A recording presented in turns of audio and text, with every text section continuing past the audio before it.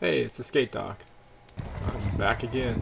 Now we're going to talk a little bit about torque and ground clearance and everything else.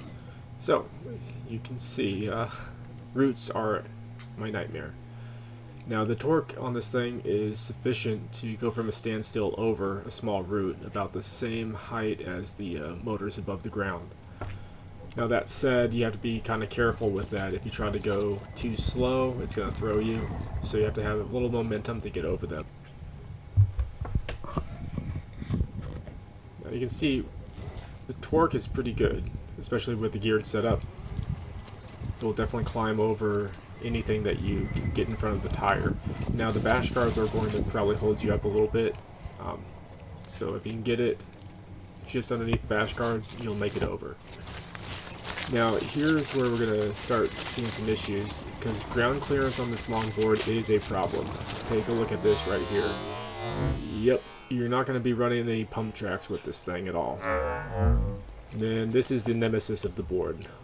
Loose stone, larger stone on loose dirt. It really loses traction here. It gets pretty sketchy trying to ride through this, but you can see the articulation on the trucks is pretty good. It will try to match the ground the best it can, but it does soak up a lot of power to try to get through. Now, here's where I have a problem. I wish it had torque vectoring. You can see the wheels are spinning because they're in the air. See, one wheel gets lifted up off the ground and it spins, whereas the wheel that needs the torque won't get the torque. So there needs to be some sort of torque vectoring system that Exway releases for the ESC.